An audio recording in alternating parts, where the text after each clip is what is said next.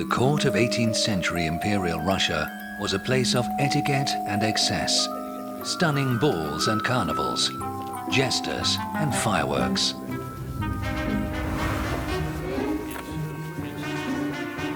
The most popular dance was the quadrille, in which the dancers constantly changed their partners.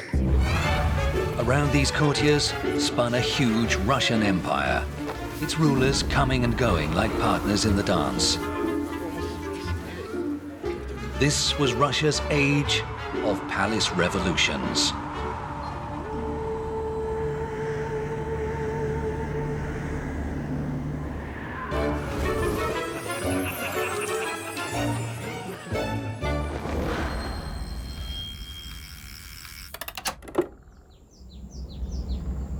The year 1727, 2 years after the death of Peter the Great. Peter had forged an empire through iron will and firm rule. Without him, it seemed to have lost its purpose. State revenue was collapsing. Ships stood unfinished in the shipyards. The army lacked vital equipment.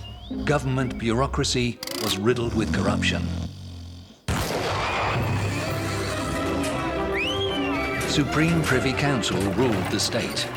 It consisted of a handful of nobles who chiefly looked after their own interests. And on the throne, a 12-year-old boy. Chapter 1. Peter II Alexeyevich. Peter II was the son of Prince Alexei and the German Princess Sophie Charlotte of Brunswick-Lüneburg, making him the grandson of Peter the Great. His mother died soon after childbirth, his father when he was just 2. His older sister Natalia was his only close family. Peter seemed unlikely to inherit the throne, as Peter the Great had 2 other sons, Peter and Paul. But they both died in infancy, making Peter the last male of the Romanov dynastic line. Peter was born into an environment devoid of love or affection. His parents cared little for each other, while his father lived in terror of his grandfather, Peter the Great. Indifferent nursemaids gave him wine to stop him crying. His tutors were not much better. He was taught some German and Latin, but that was the extent of his learning. Even his Russian was bad. Nevertheless, by the age of 7, he was well acquainted with the lavish entertainments of court. Young Peter wasn't interested in the army, the navy, or science, only in having fun. It didn't worry those around him. On the contrary, it served their interests. They wanted a Tsar they could control, a Tsar who was in their pocket. It was only a question of whose pocket he ended up in. When Peter II became emperor in 1727, he was immediately taken under the wing of His Serene Highness Alexander Danilovich Menshikov. He'd been a close friend and associate of Peter the Great and his widow, Empress Catherine I, and was the most influential man in Russia. Shortly before Catherine's death, Menshikov had persuaded the Empress to sign a will that made young Peter her heir.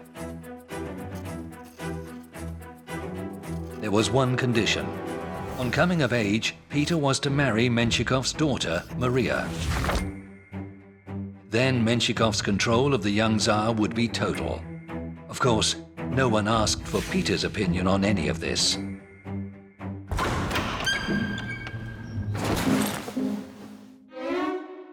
Soon after his coronation, the 12-year-old Peter found himself engaged to the 16-year-old Maria Menshikova. The Emperor's bride received the title Imperial Highness and an annual allowance of 34,000 rubles. Peter II found his fiancée deeply uninteresting. In his letters, he referred to her as the stone statue or the porcelain doll. Meanwhile, Menshikov moved the young Tsar into his own St. Petersburg palace to shield him from any unwanted external influence, and assigned him a governor, Baron Andrei Ivanovich Osterman, Deputy Minister of Foreign Affairs.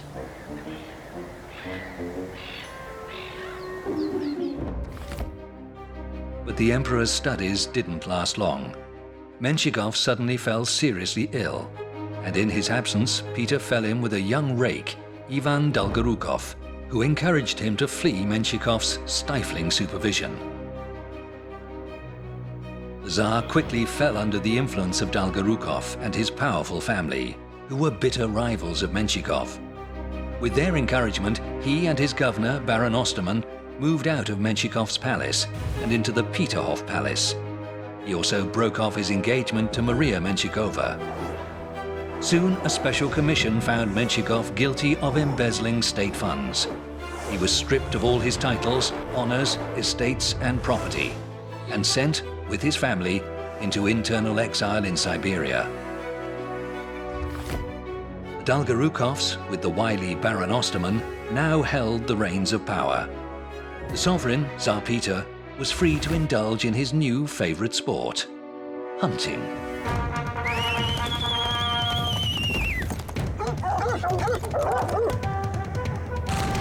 Unlike his great-grandfather, Alexei I, who loved falconry, Peter II hunted without any expertise or knowledge. It didn't matter to him how or what he hunted. What mattered was riding fast and making a lot of noise.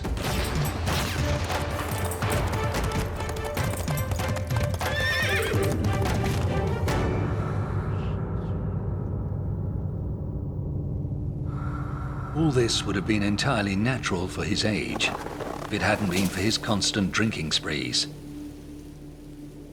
Nobody cared about his health except his sister Natalia. She was the only person who truly loved the boy emperor and tried to stop him drinking.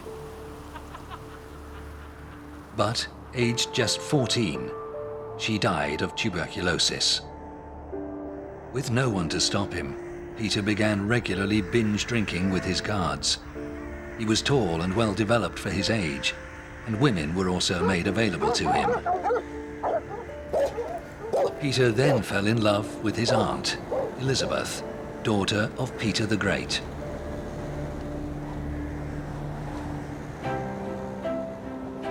Nobody was going to let Peter marry Elisabeth.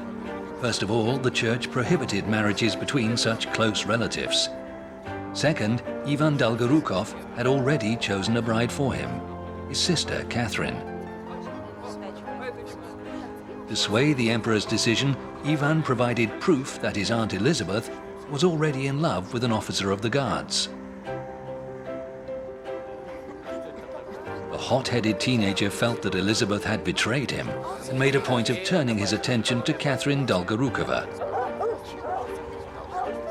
Once more, the Tsar found himself the pawn in other people's games.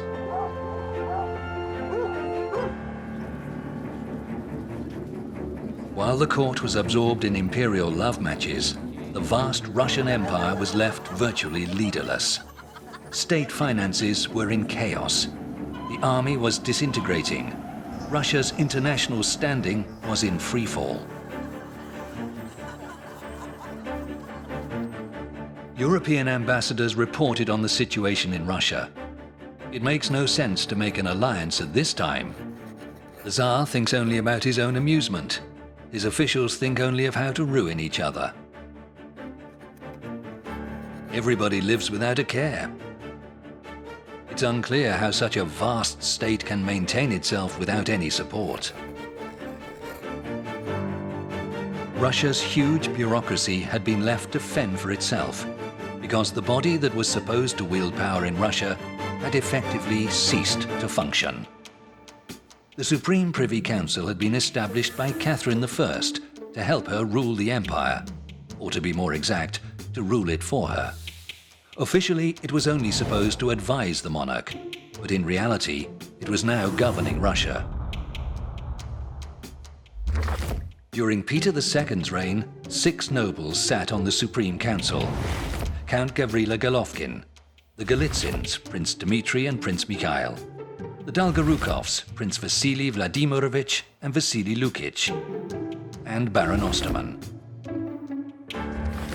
Peter, now 14 years old, had no idea about the problems his country faced, and the Dolgorukovs did everything to keep it that way. The father, Prince Alexei, using his son Ivan to keep Peter distracted.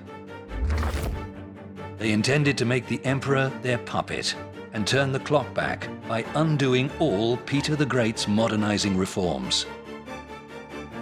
Peter had already agreed to stop new naval construction, persuaded it was a waste of money, and moved the capital from St. Petersburg back to Moscow, where the hunting was far superior. Only a few steps remained.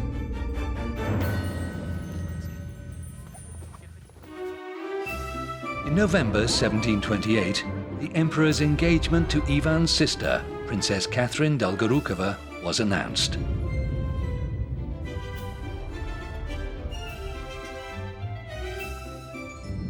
As Catherine arrived at the palace for the official engagement, her carriage caught under a low gate. In front of guards and onlookers, the gilded crown on the carriage roof was torn off and fell into the gutter. In the weeks leading up to the wedding, the Dolgorukov princes kept the emperor constantly entertained, lest he have time to reconsider his decision. On January 6th, 13 days before the wedding, Peter went to the traditional blessing of the Moscow River.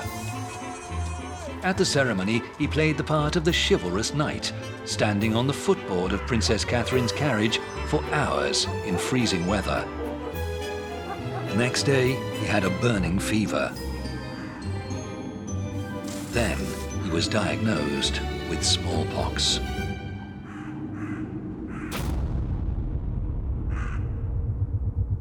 Smallpox, also known by its Latin name variola vera, had been present in Europe at a low level for 1,000 years. But in the 18th century, higher population levels and the greater movement of people across the continent caused it to spread like wildfire. Smallpox victims developed spots on their face and limbs, and the rich, both men and women, wore heavy makeup to mask the scars they left. But it was more than just a cosmetic issue. Smallpox was a killer. In Europe, the virus infected more than half the population, about 80 million people, killing 1 in 6. The emperor's health had been ruined by a dissolute lifestyle. His fever and weakened immune system allowed the smallpox to progress quickly. In just 1 week, it was clear Peter would not survive.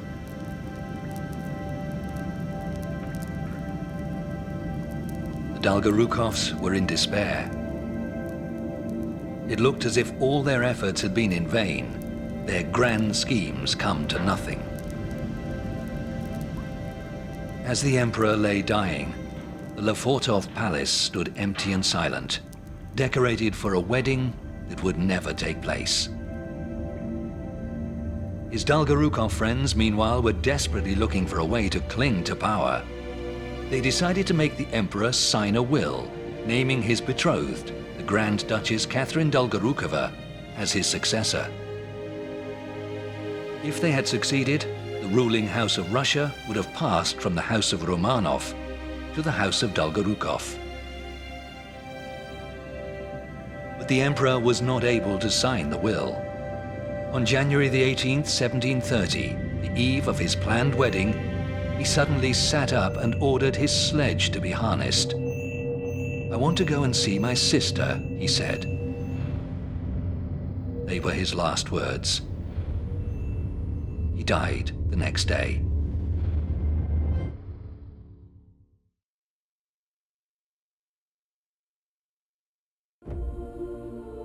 The Supreme Privy Council reacted with indignation to the idea of handing the throne to the Dolgorukovs. The Romanovs were the ruling dynasty of Russia. If the male line was broken, they would turn to the female line. The female line of the Romanovs lived on through the 2 daughters of Peter the Great, Anna and Elizabeth. There were also 3 daughters of Ivan V, Peter's half-brother and joint ruler, who died young.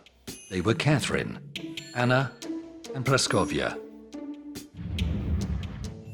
Anna had married the Duke of Holstein. In 1728, she bore him a son, Karl Peter Ulrich, but she died soon after childbirth. Catherine had married the Duke of Mecklenburg and had a 12-year-old daughter, Elisabeth Katerina Christina.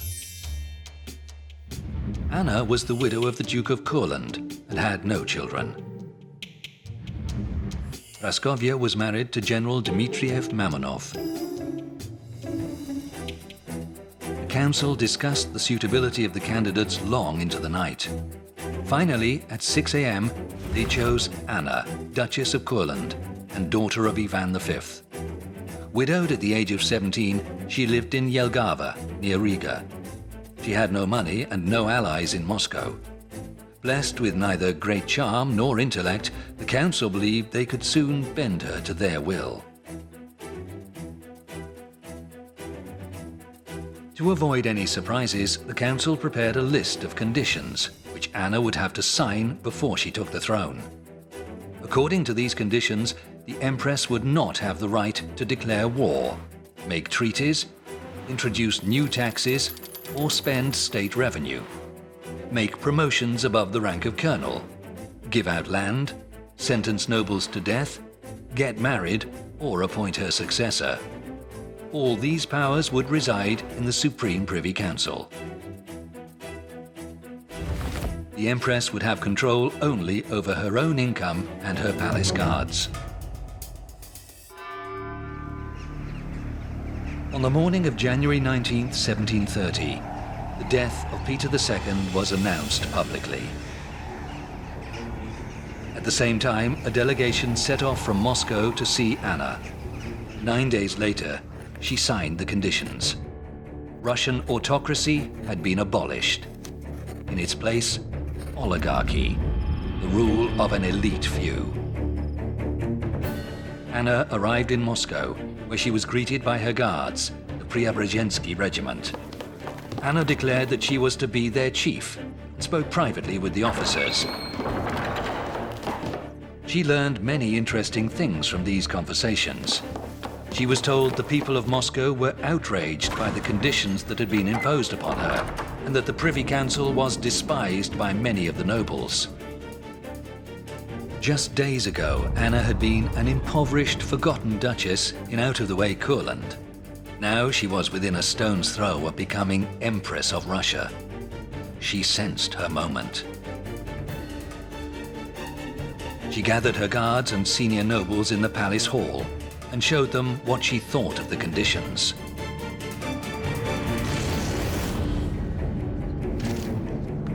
Chapter 2. Anna Ivanovna.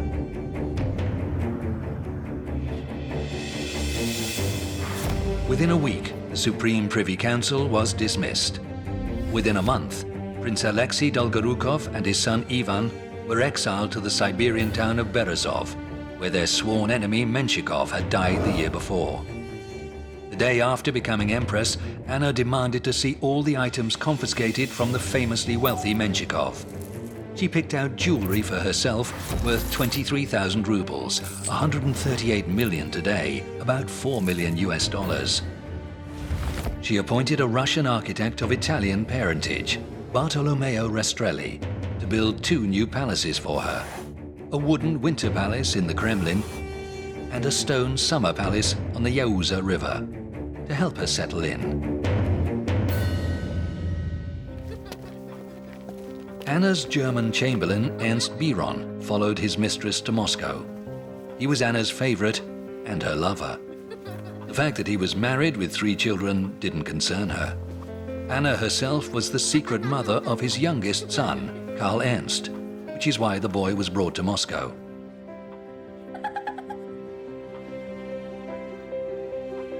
Later, they were joined by Biron's wife and elder sons. Together, they formed Russia's unorthodox new imperial family. The typical day for Empress Anna began at 8 a.m. when she took her coffee. She worked between 9 and 10, receiving ministers and signing decrees. Then she went riding with Biron. And at noon she had lunch with him, his wife and children. Then she went to bed for an hour. The rest of the day was solely for her own amusement. Anna found many unusual ways to entertain herself. One of her favorite was shooting crows. This was why a loaded musket was left by each of the palace windows.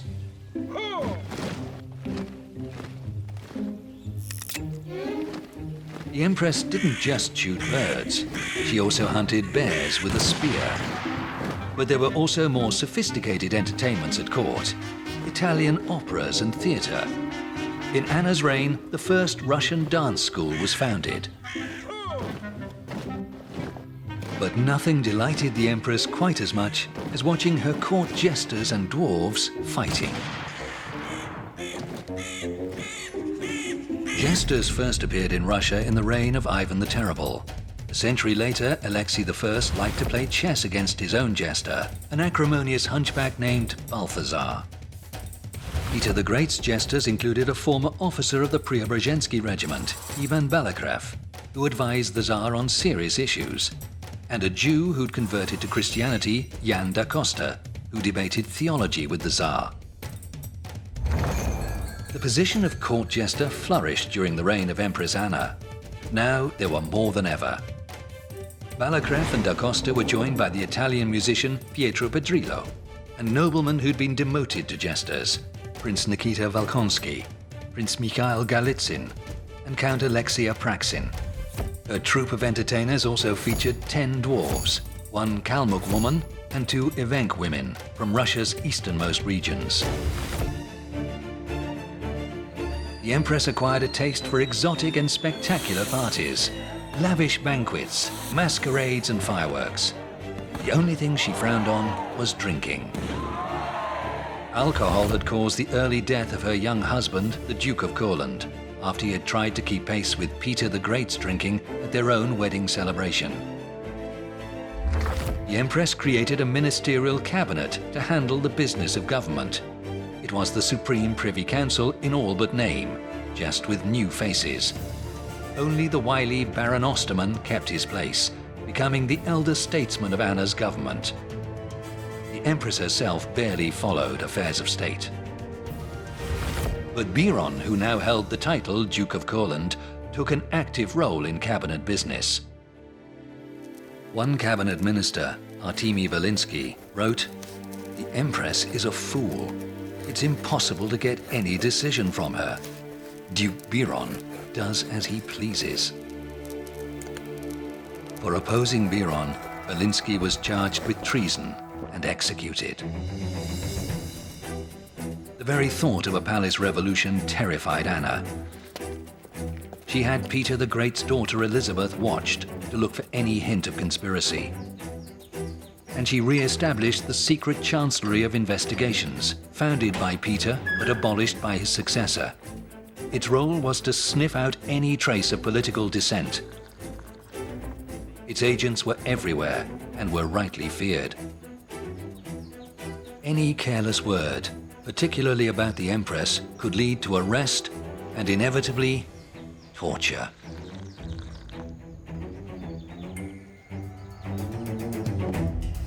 In the course of Anna's 10-year reign, the secret chancellery arrested and tortured about 28,000 suspects. Of those, 20,000 were exiled to Siberia and Kamchatka. 5,000 went missing, 2,000 died during torture, and more than 1,000 were executed. The Empress was suspicious of her guards too, especially the Preobrazhensky regiment. They'd put her on the throne. They could depose her too. So she created a second guards regiment, Ismailovsky. The new regiment's officers were recruited from her native Duchy of Courland and took over guard duty at the palace. The Preobrazhensky regiment was sent to fight the Turks. At Belgrade in 1739, a treaty was signed to end the 4-year conflict between Russia and the Ottoman Empire. Under its terms, Azov and parts of Ukraine became part of Russia. But Russian warships and merchant ships were forbidden from sailing in the Sea of Azov or the Black Sea. The war cost the Russian army about 46,000 men. Only about 6,000, or 1 in 8 of those men, fell in battle. The The remaining 40,000 died from disease, starvation, and neglect. Anna didn't concern herself with these details. She was glad the war was over, but her main concern was moving the court from Moscow back to St. Petersburg. In 1737, Moscow had been devastated by a great fire. The Kremlin, Ekaterinburg, the surrounding White Town, part of the Earth Town, almost all the modern city center, was burnt to the ground. At the time, the great Tsar bell had been standing in the Kremlin foundry. The scaffolding around it caught fire. When water was poured onto it, the bell burst from the sudden temperature change. Anna's winter palace also burnt down. But 6 months later, the Empress was celebrating her birthday in a new winter palace, built for her by Bartolomeo Rastrelli in St. Petersburg. The state apartments consisted of more than 100 rooms, all of them decorated in the most lavish style. Under Anna's reign, expenditure on the court reached 260,000 rubles per year, worth about $42 million today. The running costs of Duke Biron's stables were 100,000 rubles, about $17 million, while small-scale expenditures by the Empress totaled 42,500 rubles, or $7 million. Incredibly, the Empress spent as much on jewelry as it cost to maintain the Academy of Sciences, about 47,000 rubles, or $8 million. Just a tenth of that sum was spent on public education, a measly 4,500 rubles.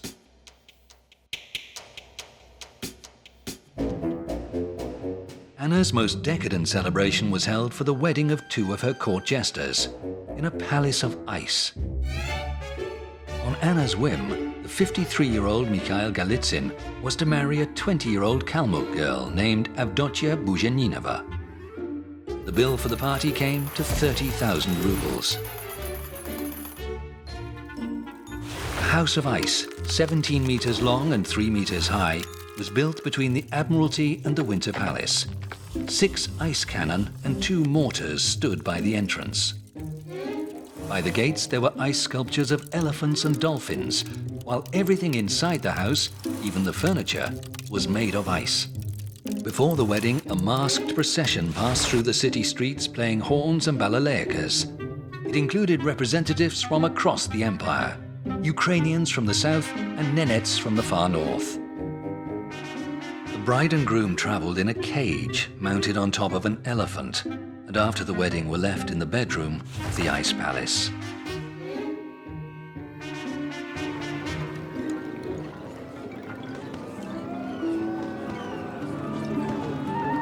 The French ambassador, Marquis de la Chetardie, was one of the guests. Only in this country is there such fun to be had. The bride and groom were taken to an ice house. It was kept warm with straw. The light that shone in through the ice from all sides was extraordinary. All who saw it were amazed.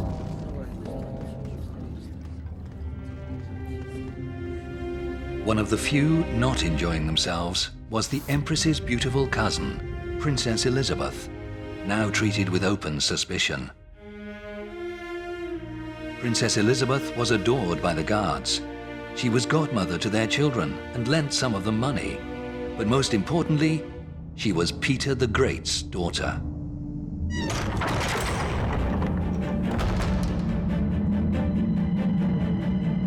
Her popularity had become a threat to Anna's plans for the succession. Anna wanted the throne to remain with her father's line, that of Ivan V, half-brother and joint ruler with Peter the Great. So Anna announced that her heir would be the future son of her 14-year-old niece, Elisabeth Katerina Christina, even though at the time she wasn't even married. Elizabeth took the name Anna Leopoldovna after converting to Orthodoxy, and at 20 married the Duke of Brunswick, Anton Ulrich, summoned to Russia for that purpose. Soon the couple had a son, Ion Antonovich. When the new heir to the Russian throne was just 2 months old, Empress Anna fell seriously ill with kidney stones. Inflammation and infection set in. Just 2 weeks after the first symptoms, on October 17, 1740, Anna died.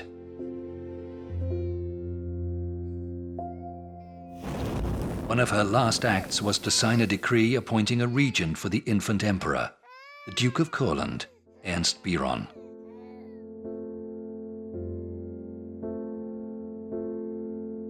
The Russian people felt no great loss at the death of Empress Anna. Her reign would be remembered for excess, frivolity, and cruelty. Nevertheless, it was Anna who pushed forward the development of St. Petersburg.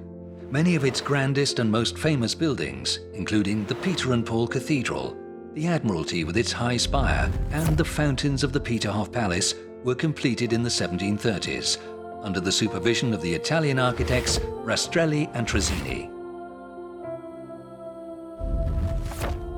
Italian musical theatre made its first appearance in Russia, while the Academy of Sciences published a regular newspaper, the St. Petersburg News, as well as the first Russian scientific journals.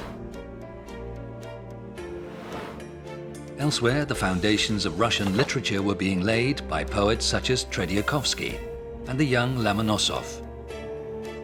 The Empress herself, of course, was interested only in much cruder forms of entertainment. She had neither the intellect, energy, nor charisma to be an effective ruler, a position that, after all, came to her almost by chance. And within 2 weeks of her death, all the plans she had laid for her succession had collapsed like a house of cards. No one was satisfied by the appointment of Anna's lover, Ernst Biron, as regent to the infant emperor Ivan VI. And so the Guards intervened again. On the night of November 9, 1740, Field Marshal Count von Munich and 80 guardsmen burst into the Winter Palace. He sealed the exits and sent his adjutant to find Biron.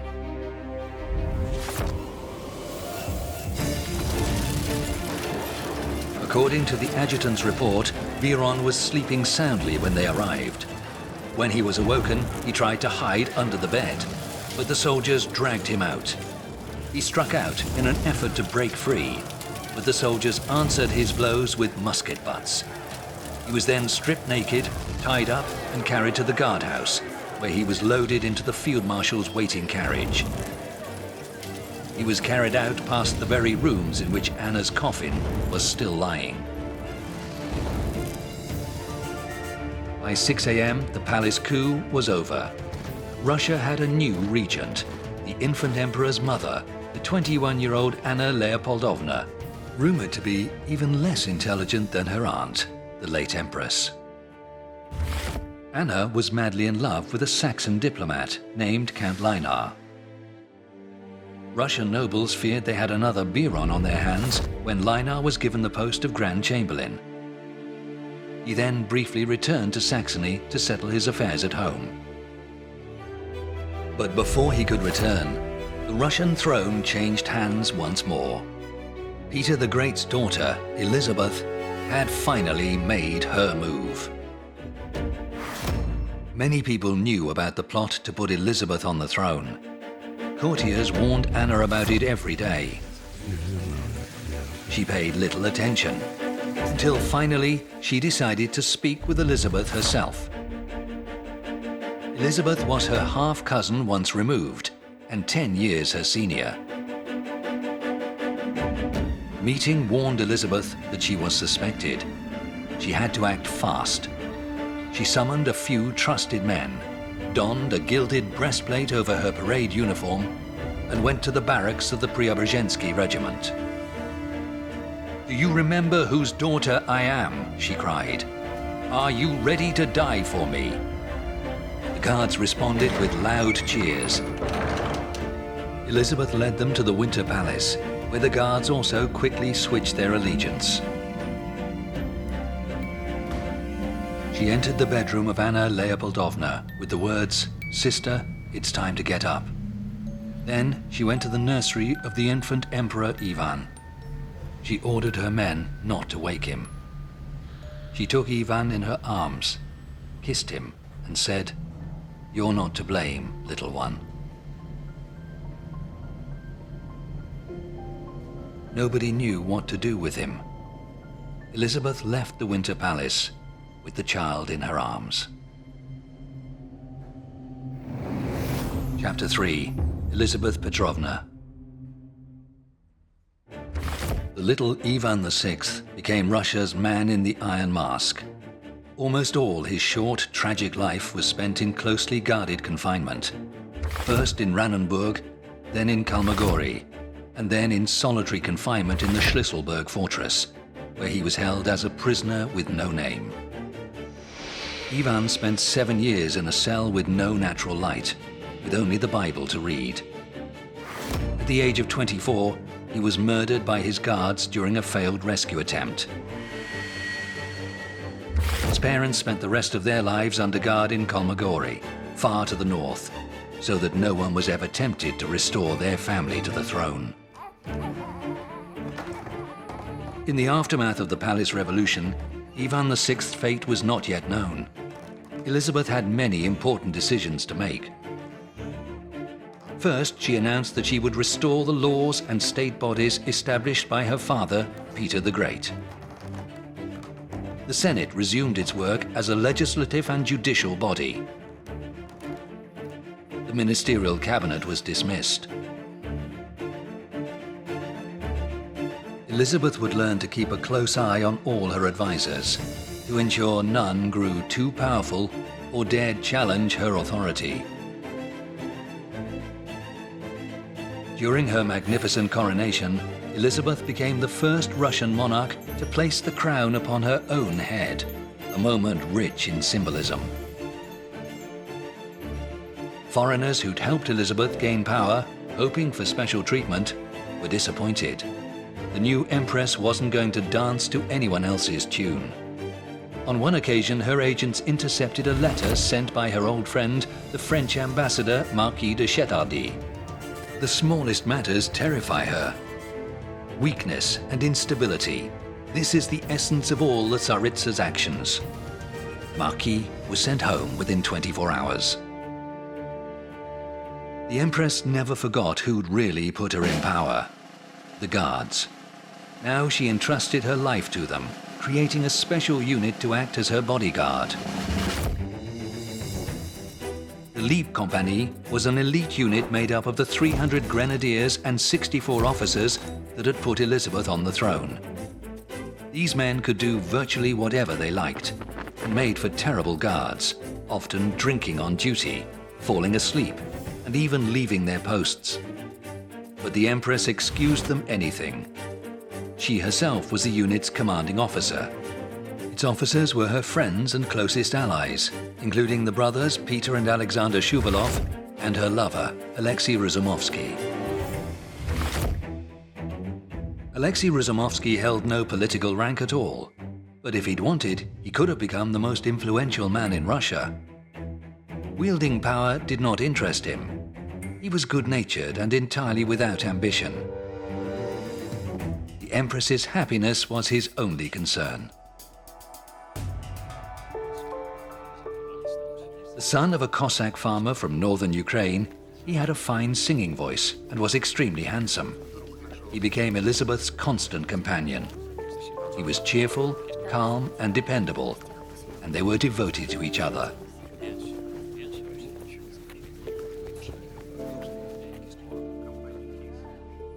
Razumovsky gave Elizabeth a taste for Ukrainian cuisine, and her cooks prepared borscht with garlic and dumplings for her almost every day. The Empress liked to eat well and had certain peculiar habits. For example, she always had a radish with a glass of vodka, ate something fatty late at night, and drank a lot of coffee. Her personal coffee maker, Karl Sievers, was obliged to follow her everywhere to make coffee for her. The Empress adored sweet things too. Confectioners were hired from France and Italy to create fantastic sculptures from sugar and sponge.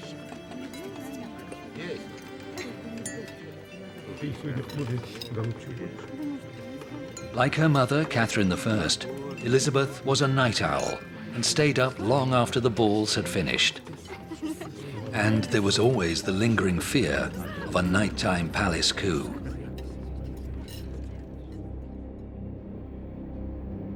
Elizabeth never slept in the same room twice, and her apartments were constantly being altered. New doors and windows were cut through the walls, staircases were moved, all measures to create new escape routes and to confuse any potential conspirators.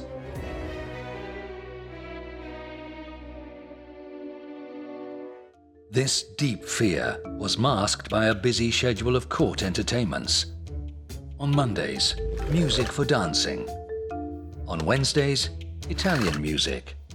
On Tuesdays and Fridays, theatre. Elizabeth loved balls and masquerades and could happily dance through the night. She liked to devise her own magical or comical themes. For instance, making all the men come dressed as women and the women as men. All the guests would be made to look ridiculous, except Elizabeth herself, whose shapely legs were universally admired. The Empress was a great beauty, but hugely vain. Her courtiers were expected to pay her endless compliments, while ladies feared to dress too well in case they were thought to be competing with her. To ensure she was always the most magnificently attired, Elizabeth would issue strict rules before a ball, stipulating certain colors or hairstyles that only she was permitted to wear. The Empress's wardrobe was reported to include no fewer than 15,000 dresses. She never wore a dress twice, and sometimes changed several times in a single evening. Merchants importing expensive textiles from abroad were obliged to bring them to the Empress first, so she could select the finest fabrics for herself.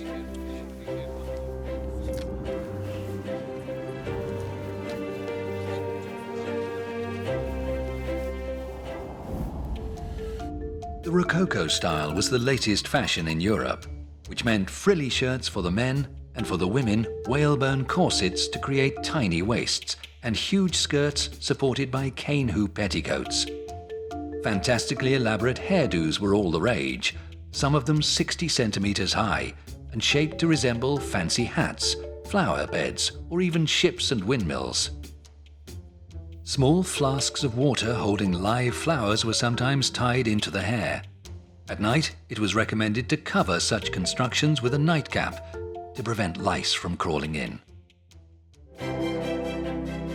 Empress Elizabeth also demanded palaces to equal anything in Austria or France. This is where the genius of Bartolomeo Rastrelli came in. The son of a famous Italian sculptor, Rastrelli moved to St. Petersburg as a teenager, and his work soon found favor with the Empress Anna. As senior court architect, he was kept on by Elizabeth, and his projects became yet more daring and grand. His designs included the new Winter Palace, Smolny Cathedral, Grand Peterhof Palace, and the Zaskier Palace. The cost was astronomical. The palace at Zaskier alone cost 1.6 million rubles, the equivalent of about $270 million today.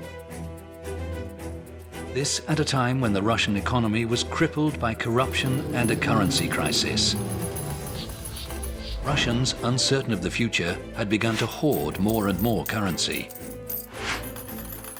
Every year the state increased coin production, but they simply vanished into the economy. There were approximately 54 million coins in circulation, but none of them were circulating. Many industries, such as the extremely lucrative salt trade, were state-sanctioned monopolies run by influential officials and friends of the Empress, like Peter Shuvalov. Corruption had reached extraordinary levels. Almost all of Elizabeth's ministers also received wages from foreign countries. Those taking payments from foreign governments included the Chancellor, Alexei Bestuzhev-Ryumin, and the Vice-Chancellor, Mikhail Vorontsov. It was once said of Vorontsov that he was on sale to the first bidder. The Empress needed foreign money too. Word spread that she was willing to sign conventions for subsidies. In these unequal agreements, Russia agreed to enter a war on one side or another in exchange for cash payments. Russia had become, in effect, a state for hire. One thing Elizabeth refused to sign was any death warrant. When she came to power, she'd sworn that she'd have no one executed, and was true to her word. An entire generation of noblemen grew up without fear of the scaffold. Slowly but surely, the Russian economy began to modernize. The first banks opened, offering loans at 6% per annum. Industry was expanding rapidly. Russia was producing 2 million poods, or 33,000 tons, of cast iron a year, half of which was sold overseas. The Russian population was rising, 5 million in a quarter of a century.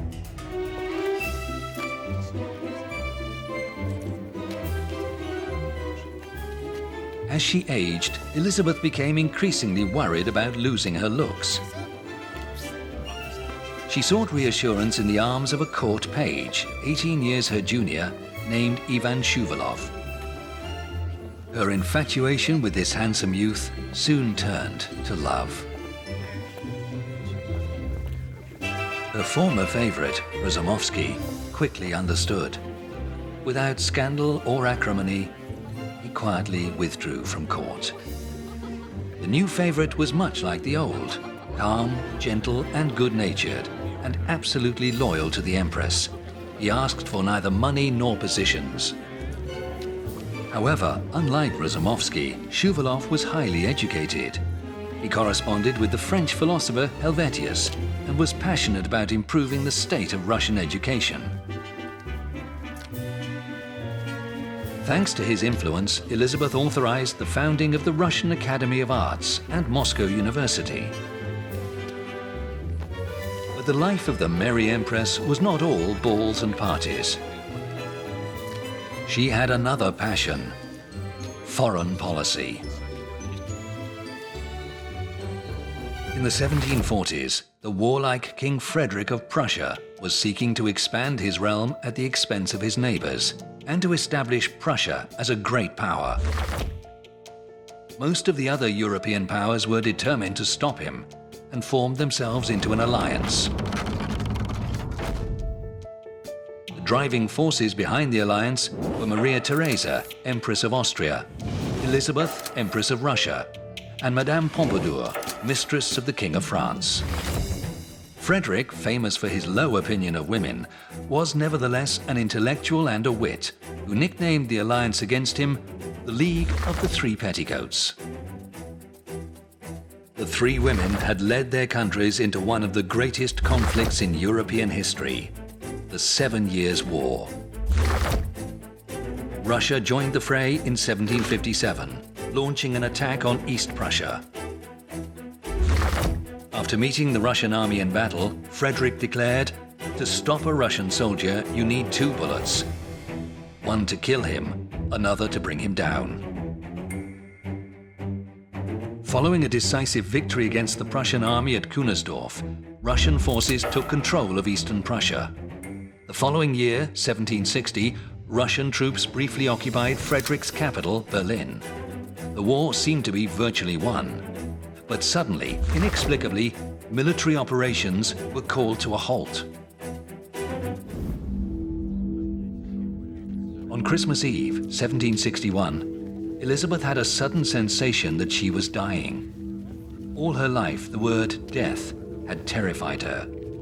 But now, she was perfectly calm. She made her confession, took communion, and bid farewell to relatives and friends.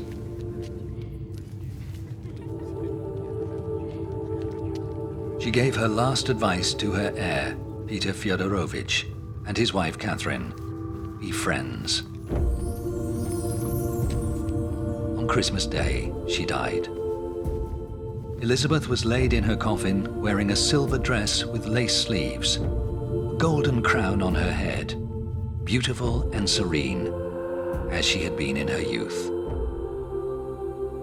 But those at the funeral were fixated instead on the strange behavior of the new emperor, Peter III. He either walked too slowly or ran, laughed or grimaced. It was whispered that he'd already ordered Russian troops out of Prussia and offered his idol, King Frederick, peace with no demands. It didn't seem to matter to him that thousands of Russian soldiers would have died in vain. There were soon doubts about the new emperor's sanity and what he might do. One thing seemed certain: the endless parties, the glamour and frivolity of Elizabeth's court were a thing of the past.